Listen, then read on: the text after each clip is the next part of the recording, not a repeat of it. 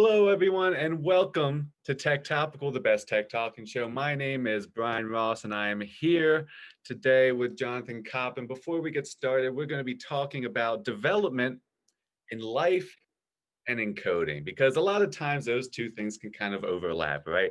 The farther you go in one field, the more knowledge you gain, the more transferable skills you gain that you can bring into other parts of your life. And sometimes achievement and how you create something and how you manage yourself, those types of lessons can be transferable across any field. So I'm very excited to talk to someone who's very accomplished and has done a lot of things already. And I'm going to be just, I can't wait to pick his brain a bit. So I'd like to introduce today our guest. And by the way, graduated today, Mr. Jonathan Kopp. Jonathan, how are you today? I'm doing good, Brian. Thank you so much for having me. Super excited to be here and super excited to have just graduated make school. Oh, dude, I'm so excited that you're on right now. I think Thank you. I'm curious, how did so you just graduated. I'm assuming there's going to be more people out there who are going to be graduating soon. What was graduating like in COVID world? Yeah, it was definitely not what I had hoped for when I first went to college 2 years ago. Um, I had hoped to be with my classmates in person and celebrate all together. But at the end of the day, we still had a really, really great personal graduation. And super, super excited to have been able to graduate with all my classmates. Yeah, it's really interesting. I remember I came from community college, and when I graduated community college, the our graduation was they flashed our names on the screen for maybe a second, like literally a second. Mhm. I thought, oh, I guess that's just what graduating means in the COVID world. And then I saw not this graduation, but the last one at Make School. And Dan, lovely Dan, who everyone at Make School knows, Dan Morris was every single person who got a diploma. He had like this touching personal story for them. I thought that's really nice. He didn't have to do that. Yeah, no, that happened this time around as well. There were 12 of us that graduated this time, and each and all of us had our own little introduction, and the instructors really took the time to kind of highlight some of the accomplishments that we did over our 2 years at Make School, and it was definitely personal. And I doubt any other college does something as personal as this. So definitely extraordinary to be there. I don't see how they could do anything as personal, because normally the person on stage giving you the diploma is someone you've never met ever before in your life. So that was a Mhm. really thing to see. But for those of you who may not know, at Make School, we have one major and one major only, and that is applied computer science, meaning that Mr. Jonathan Kopp has a degree now in applied computer science. And what was your concentration? It was mobile. Mobile, iOS Yeah. development. You gotta love it. Yes. And what is it that made you? Are you happy you picked mobile? Yeah. Actually, when I first went into make school, I had no idea what I was going to do. Prior to make school, I had been doing game development for probably 7 years. And for one of the first couple days at make school, all the instructors hopped on a panel and they kind of talked about like what each track does. And really, iOS is the one that stood out to me. I think there's almost a superpower that we have as iOS developers where we can put an app just in the palms of our hand and make a really impactful platform that can improve people's lives just on a phone, super small screen. Are So you at all worried or concerned that when you meet new people or at family gatherings, that everyone's going to be pitching you app ideas now? Is that going to it be happens every single time. At least once a week, I'll get one of my acquaintances in high school saying, "Hey, let's make this app, and you can take 0.5% if you make this app." And it's sometimes they're really good ideas, and other times they're terrible ideas, or there's already a product out there that exists for that. everyone it seems has a great idea for an app or something that they can develop. But I wonder what your thought is on this. I think that's normally coming from like a good place in people's minds, like, oh, I have this great idea, I'm gonna, because they always do it really like on the sly, right? Because they're Mhm. all right, you want to hear an idea, but you got to keep it hush hush, as if you're going to take the idea and run off with it. That never happens. And I learned that kind of the hard way because I was talking to someone who was a founder and funds different startups, and I was very young in my coding and startup career, I guess, or life. And I was like, I have this great idea for an app. Would you want to invest in it? Because I thought that's how it worked. If they like the idea, then they give you money. And he said something very simply. He said, I don't invest in ideas, I invest in companies. I was like, oh, that was a big paradigm shift to me because I thought that if you had the right idea, then that's all you needed. But there's a little bit more than that. Wouldn't you say? Yeah, I think I've pitched to many investors as well, and also not only a company and an idea, but they want to have like a tangible like product. I actually interviewed with Y Combinator twice, uh, so I know kind of Oh, you got to the interview how stage. it, yeah, so I know how like that route looks, and usually these people, they're not looking for ideas, they're looking for again, companies and really like solutions and products that are either already existing or are in the works. I mean, that's impressive in and of itself to me. For those of you who don't know, Y Combinator is one of the famous startup accelerators. They invest in your company. Make School is a Y Combinator company, Yeah. actually. And to get to the interview stage is like a pretty cool thing. And to get in is the even cooler thing. But that's really cool that you got even that far and were able to interface personally. Yeah, thank you. It was a really incredible experience, sitting in it was a Zoom call because it was COVID days, but with like five millionaires just drilling you with questions. Uh, you know, I was doing it when I was 20 years old. So it was just like, first off, mind blowing to think that I'm doing something that most people dream to do in their lives, and just really working on a product that I developed from scratch all by myself, and people saw value in it was really humbling to me. Really cool. I applied and I didn't get to the interview stage. So there you go. It's not a gimme. It's pretty impressive. And that's really cool that you got it. Thank What you. did you apply with? Can I ask? Yeah, so my company is called Quitly. Um, I have an app called Quit Vaping with 120,000 users, and then I have an app called Quit Drinking with probably it just launched last month, so I think like 10,000 users now. But our whole goal is to digitalize rehab and teletherapy. So we're just really trying to target every single addiction that people struggle with. 1 in 4 Americans are struggling some kind of addiction, and we're going to develop impactful products and platforms uh, for for these people.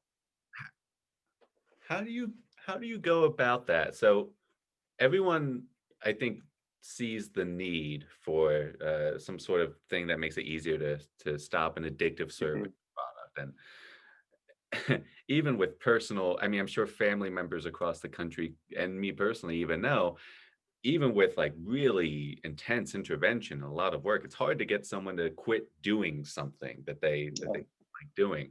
How do you what's like your thought process or what's your process when you go to develop an app? Like how are you thinking about getting someone off of that addiction? Yeah. So I think the most important thing, not only with addiction, but any product you're developing, is to put yourself in your user's shoes. For me, when I was working on Quitly, what helped me is I was already in those users' shoes. I had been like struggling with nicotine addiction for probably 4 years. So I knew what worked and I knew what didn't work. And there's always other products out there for these kinds of things. And I knew, there's some things they're doing well, but there's a lot of things they're not doing correctly. And one reason why my app was so successful is I really targeted the audience I was trying to connect with, which is millennials. So everything in the product was kind of gamified in a way. And it just really helped people quit. Yeah. I really love that idea of gamification. In fact, that was Mhm. probably I was thinking about making that the topic of this tech topical was gamification. So maybe we can recircle back and touch that. Yeah, let's do it. But that's awesome with getting people to quit vaping. Did you and you Mhm. started with quit vaping before you I moved to did, yes. what Um, what was your difference between like starting with quit vaping and then like quit drinking? Is it the same sort of like process there, or have you thought about those two things differently? Yeah, so of course they're different addictions, so it's a little bit of a different app, but at the end of the day, they do the same kind of therapy for users. I would describe it, whereas we give them an AI generated. It's like an algorithm, and basically you put in how much substance you're consuming before you're starting to quit, and then our AI will detect how do you slowly step down with this substance addiction until you can eventually reach a stage where you don't depend on it anymore.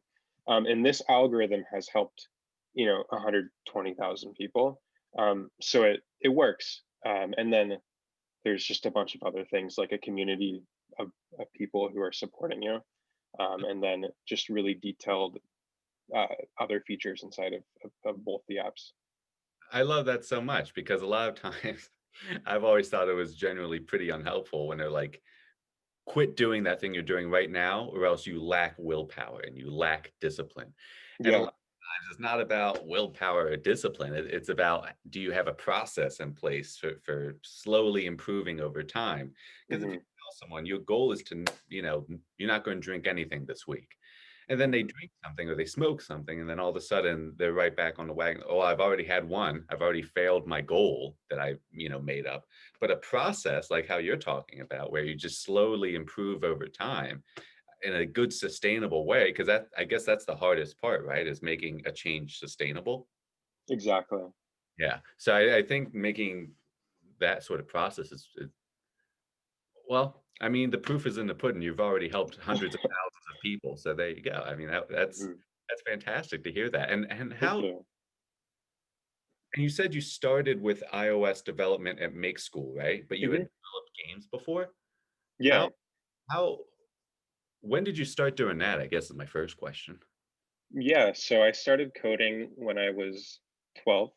Uh, I had some really great computer science teachers in my life, and without them, I definitely would not be a programmer. And then also, I was just addicted to video games as a kid. Right. So I would make plugins and different websites for games. Had a Minecraft server where I think I was 13 at that point in time, and I made like $3,000 off this Minecraft server, and it Yeah. had over 30,000 unique users on it.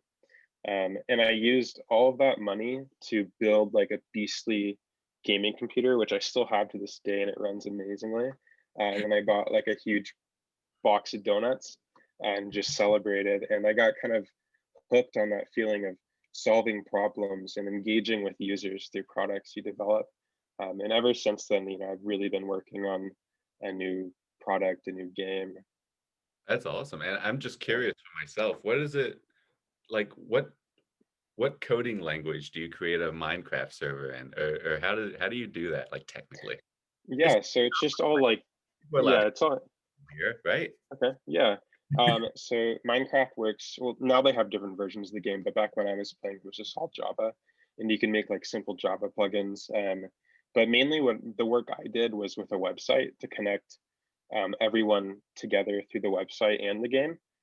So I had like a shop on there where you could purchase things with real money and get items inside the game. And then just a couple other uh, features that the players on the server really liked. And you did that when you were 13. Yeah. Wow. That's really impressive to be able to make that much money. I mean, man, oh man, you're like the product market fit master over here already. People and Yeah, well, um, it's so important to realize like where the market is whenever you're developing a new product. Like if it's oversaturated, you're probably never going to beat the competition. But I think it's so important to find like a niche market. That's kind of what I did with Quit Vaping, and that's why it was so successful. Is because there's nothing out there, and it was just such a niche market, but there's so many people inside of it. So I, um, I'm curious, can you what do you think about when you're thinking about like how you want to solve a problem, or how you want to go about solving some problem with code or technology. How do you, Hmm. what's your process all right, I have this idea, now I want to make it. What goes through your mind during that? Yeah. So I think the most important thing is to write down every single one of your thoughts. There's times where I'll wake up in like the middle of the night and I'll write something down on a notebook. Hmm. Um, so that's the most important thing. And then visualizing it. So I usually go on Figma and just mock up anything that I think I need for my idea. And then I also go on different websites and see, are there products or competitors that already exist in this marketplace, and how can we beat them, or are we going to lose to them? So just small things like that can really make a difference before you just start diving heads in on a new product. One thing I think gets overlooked a lot by people who are interested in building and making things is how quick the iteration speed is, not with just improving an idea, but with ideas themselves. How many ideas would you say you like cycle through, or just either like stash on a shelf for later, or just say, you know what, never mind? Yeah, probably at least once a week I'll come up with like some kind of idea, or my mom loves pitching the ideas, which are all really, really great ideas. Unfortunately, right now I just don't have time. I was before graduating, I was taking 7 classes at once. I just got a full-time job working on my business, and then I also do freelance work for a startup. So there was just no way for me to tackle these apps that I really wanted to work on. But now that I'm graduated, I think I'm going to start diving into more like product development. Oh, that's awesome. I Hmm. mean, Naval Ravikant, I think he said at a certain stage, it's less about do I have ideas, and it's more about do I have time. And I thought Yes. that's very interesting. And like we were talking about earlier, with the people who have a great app idea, and you can have 1% of it if you make it, and you'll be a billionaire. It's $1 billion Hmm. idea. The thing that, but you can't tell anyone. I don't want you to steal the idea. What people don't realize is everyone has a great app idea, and everyone has this thing that if they had just do it, if they could just figure out a way to get it done, it'd be an instant millionaire overnight. And what's more important than keeping your idea hidden is being able to share your idea with people to get user feedback. And it doesn't matter, Google's not going to steal your idea, no one's going to come and swipe it out from under you. I mean, maybe one in a million, Hmm. but that's okay because you can come up with a bunch of other ideas. And oh, that's right, I'm not even here in the chat. Let me get into the Twitch chat and see what's going on, say what's up to all of our people. Let's see here. So go ahead in the chat if you have any questions when it comes to iOS development, Minecraft, or anything of that nature. Go on ahead and we will see it. I wasn't looking at it before, but now I'm looking at it. So that chat. Anyway, but yeah, that really is a fantastic thing, and that iteration speed with changing ideas quickly, I think is important. I know for me, I write music, and that was what I Hmm. did before I joined make school and started learning how to code. And there was something really interesting with just how quickly you have to get rid of ideas that just aren't working, and even good ideas I found myself throwing out because it just didn't quite work. And that iteration speed is something that's really interesting. And so you've been someone who makes things pretty much right off the bat. You got 12 years old, you're making Minecraft servers, you're bringing in the big bucks, you're developing apps. What what do you think about make school? I'll keep it that open. Yeah. So I would like to start with kind of the beginning of my journey, which was, graduating high school. I got accepted to a bunch of colleges, but I hate school. I think it's a waste of time. However, I hear make school, and it's like what I dreamed of, just being able to code all day, and also move to San Francisco and be part of the whole tech community.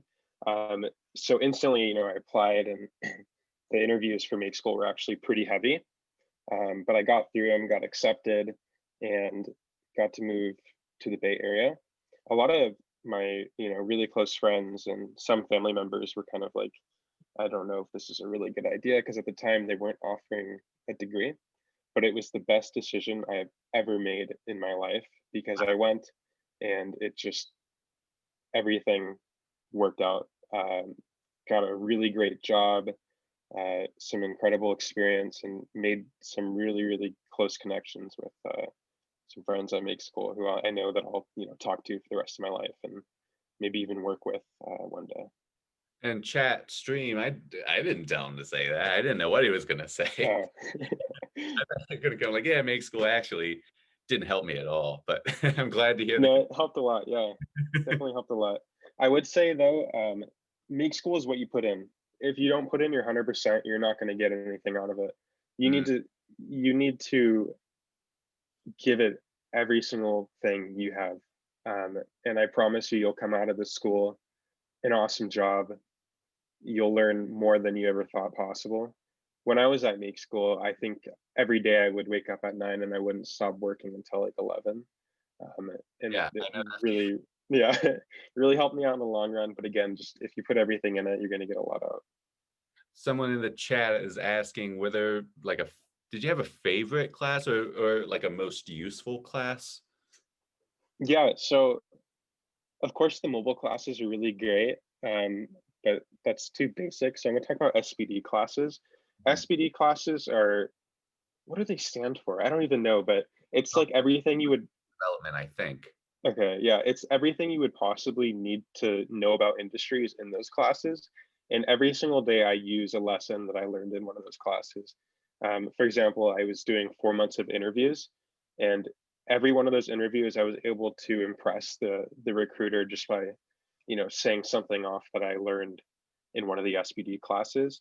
And it really sets you up for life. Like SPD 2.3 and 2.4, they talk to you about investing, finance, how to pay taxes. um, Schools don't do that for you, but Make School does, and it really sets you up for success in life. Wow, that's awesome. And I I have a similar experience. I love hearing you like there's a few magic words you said that just really like made my ears perk up. And that is I Hmm. also hated school. In fact, I dropped out of high school. I hated it so much. Hmm. Went to community college for a few years, dropped out of that too. And I was really interested in startups and really interested in just like learning by myself. I thought it was much more efficient. I thought I was pretty good at learning by myself, but coding was pretty coding wasn't easy to teach myself. And Hmm. when I found out about Make School, it was still kind of like a risk because I got into some pretty good school. Like I went back to community college, finished it, the works, and I got into good schools, but still had this Make School idea in my head. So I went to Make School, and I remember the very first class I took was an SPD class with Adriana, and the very first thing we did was read an essay by Paul Graham, who Stream Chat is one of the founders of Y Combinator. And it was right then I started like laughing to myself. I was like, okay, I'm definitely in the right place because I would have been reading these essays myself, Hmm. just anyway. And I thought, and I would always be thinking when I'm reading them, like, why don't schools just use this for the curriculum? Just teach this because this is what you really need to know. You have the top tech people in the world who are writing essays. That's what, if you're going to make anything mandatory reading, that should be mandatory reading. And at Make School, that seemed to be the case. And it is the case because we've Hmm. done, I mean, those lessons in software product development, and I'm not even a design person, but it forces you to think in terms of being a maker. It forces you to think in terms of like, how can I iterate quickly and how can I engineer something? Because anyone can just come up with ideas and anyone can say that this is how the world should be. It should be this way.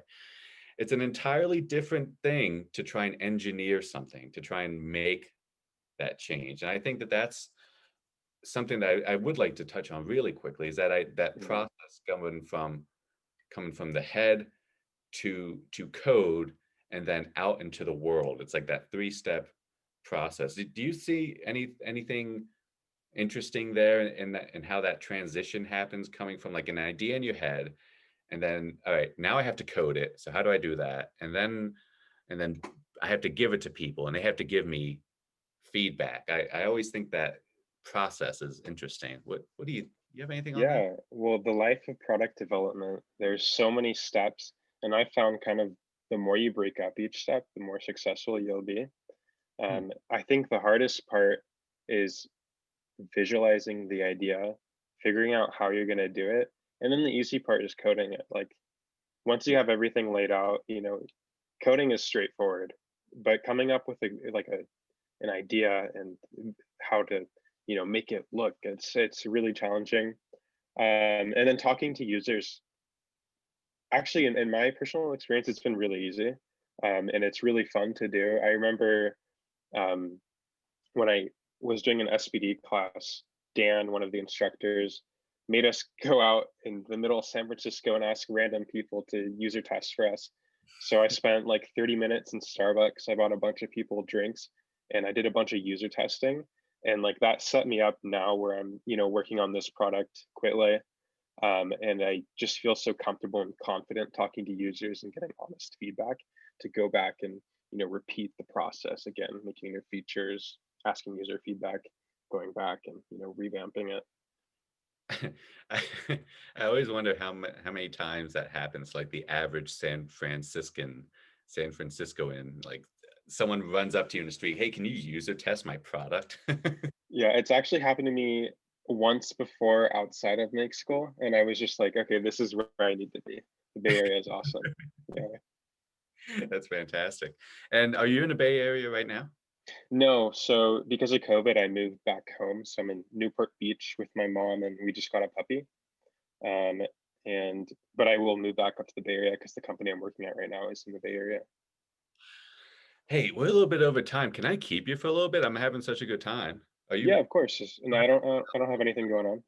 okay? I was wondering if you had to, like, I don't know, run out and Superman code something for a startup. No. Okay, good. So we talked a little bit earlier about gamification, and I said I wanted to come back to it. And I was Mhm. just, first of all, like for those who may not know, for the stream, what is gamification? Yeah, so What does that mean? it's exactly what the word says. You gamify something. So in my case, like with something as serious as, addiction, I Mhm. try to make it very lighthearted, and almost make it so while they're on the app, they don't think about it. They think about other things, but at the same time, it's still there. A great thing that we do in the app is like I have emojis all throughout the app, which kind of brings this element of fun into it. And scoreboards are also included in the app. There's a giant timer, um, and it just let me see if I can pop this up really quick. But there's like Let's a see. timer on it, and it's very gamified throughout the entire app. Um, and it's a great way to keep users on your product. Interesting. There's a few things there. So for one, I'm always blown away. I think about this a lot, just how powerful emojis are. I Hmm. read something when it comes to email marketing that if you have no, actually it was from the field of behavioral psychology, and I believe it was, I want to get it right. It's got to be Daniel Kahneman or it's probably Robert Cialdini, one of them. But they talked about if you send, let's say you have you're a company and you're selling t-shirts and you have a sale and you want people to click on your email and buy your t-shirt. If you put an emoji in your subject line like time is running out, if you just say time is running out plain text, no one's going to open it. If you say Yeah. time is running out and you put like a clock there, people almost like crazily amounts more, like 70% more likely to click on that email and actually buy something. So I think about that and I think about how our behavior is influenced by things that we aren't cognizant of, things that we Hmm. don't necessarily are conscious of. And when we gamify something, that's kind of what's happening, right? Because we're not even thinking about the thing that we're doing. It's I just want to win the game. Hmm. Especially if you're a competitive person like me, if there's a game, you want to win it just because it's a game. It's fun. It's fun to win. And where do you think that might have like applications outside of, like in your case, addiction or vaping? Hmm. Do you see a use for gamification, like maybe outside of that? Anything really exciting? Yeah. Outside of the app, so I mean, it's still kind of inside of the app, but there's a coaching system inside of the app where we have users kind of set up different routines for them. And oftentimes that's kind of a gamified process where it's like, hey, instead of thinking about your addiction, why don't you do yoga in the morning? So something small like that, which is outside of the product. Um, as far as like real life examples, I don't have any good ones, but I'm sure there's plenty. Oh yeah, I'm sure they're all over the place. I mean, I know there's things that try and gamify like learning how to code, and I Uh, like a lot of those like achievement badge systems and anything that you can show off, I think is a really useful thing. And man, apps just do it so well with the whole process of it's almost like if you have an app, you have to gamify it in yeah, some way, shape, or form. It's that's iOS development and design. Can I ask you about iOS development and design? I think we have enough time for that because I'm really yeah. curious. I know you've probably thought deeply about iOS and design. And what's that? Mhm. What's the difference between like designing something for a mobile app versus designing something for like a web app or designing something for anything Yeah. else? So to be honest, I've done both, and I don't think they're all too different. Okay. It's just you have a lot less screen space to work on. But at the end of the day, the same, UI, user interface, user design, uh, laws apply just like they would on a website on a mobile device. So, your color scheme is very important. The size of your fonts, the title label, the detail label, all of that really, really matters. And you want to take your time standardizing and making everything consistent throughout the app. You don't want to just have some random screen that doesn't follow a style guide and just like completely throws off your user. But I would say it's honestly exactly the same as like web development, just a smaller screen. Interesting. Interesting. Mhm. Because I hear some people they say I think people like to silo themselves too much. Like, oh, it's a completely different game. Like, it's really not. It's you still Yeah, want someone to use it. You still want a yeah, consistent style. That makes a complete amount of sense to me. And you being so accomplished and have done more than most people, done way more than me yeah. when it comes to coding. What what are you going to be doing after make school now that you've graduated and Mhm. what's your next step? Yeah. So a couple of things that I'm currently doing is I just applied for an NSF grant from the government. So they'll give out, I think it's like $250,000 to a select few companies to improve the world in some kind of scientific matter. So for us, we're going to do a case study on addiction if we get it. And I'll probably hear back this month or early next month if we get it or not. And then I also just started working full time as a mobile engineer. So I'm actually doing Android development as well now, which is a bit of a learning curve, but it's a lot of fun. At a company called Personal Capital. They're one of the biggest finance apps out there, and it's an honor to be on the team. Everyone there is amazing and really helping me grow as a developer. It's really interesting. You know, it's a big league finance thing when you've never heard of it before.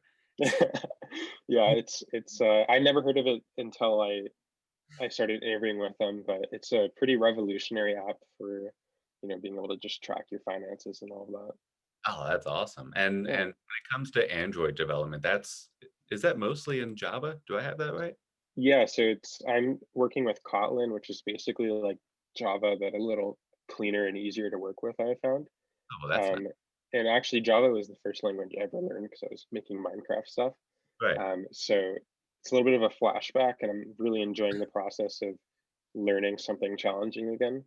Uh, yeah, Yeah, it's when you mentioned Android, I was like, oh, well, that's perfect. You've already been making like cows and blocks and all sorts of. I don't know yeah, a Minecraft server, but I watch a lot of Mr. Beast, and I have no shame in saying that. And he does a lot of stuff with Minecraft. yeah. It's exactly what Mr. Beast does. Yeah. Gotta love that.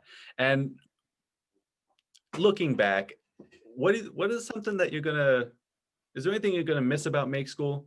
Or are you just so happy to be done school that you're just sailing right out there, no looking back? Yeah, I think what I'll miss the most is being able to tell people I'm still a college student. Because it really like I was able to kind of like cheat my way through a few things in life, like, getting free subscriptions to different services, getting like GitHub Pro for free. And then of course I'm gonna miss all my friends. And the classes at Make School were always so much fun. Um, Now that it's online though, it was a little bit different towards the end. And I've actually found that now I'm staying more in touch with people at Make School just because it's all like virtual. Um, yeah, You don't have anything else better to do. Just sitting on the computer. exactly. Yeah. But yeah, I found myself doing a similar thing too. Huh, that's really interesting. Well, I can't wait to hear about if you got that grant or not. Now, if you do Thank get you. and you're doing big league research, you have to come back on Tech Topical. I'm gonna I have would love to come back anytime. Just shoot me off a Slack and I'll be there. be careful. I'm gonna take it. Well, Jonathan Kopp, thank you so much for coming by. I mean, we went 15 minutes over. He gave me 30 minutes. I took another 15 from him. And what are you going to do tonight? Are you going to celebrate a bit? You're going to go crazy? Yes, I'm gonna go celebrate with my new puppy and my mom. Um, Probably consume a few beers and just celebrate. Yeah. Jonathan, puppy, mom, that's a party. That's all you Yeah, need. it is. Yeah. Well, that sounds great. Thank you so much for joining us today, and I really appreciate it. And thank you, viewers, streamers, and Tech Topical. And I think that's going to wrap us up for today's Tech Topical, the best tech talking show. Make sure you. So, oh, what kind of puppy? It Stream one. is it's like a husky mix. Yeah. Husky mix. Yeah. Oh boy, coming into winter is going to be very excited about that. It's actually Yes. snow here soon in New Jersey, so. Ooh. Yeah, so if the husky's looking for something to do, and it'll be snowing here, and with your Minecraft money, you could buy a ticket for your dog, and it'd be Perfect. I'll bring her up there. for sure, for sure. All right, well, thank you so much again, Jonathan. I really appreciate it, and I think that just about wraps it up for this week's Tech Topical.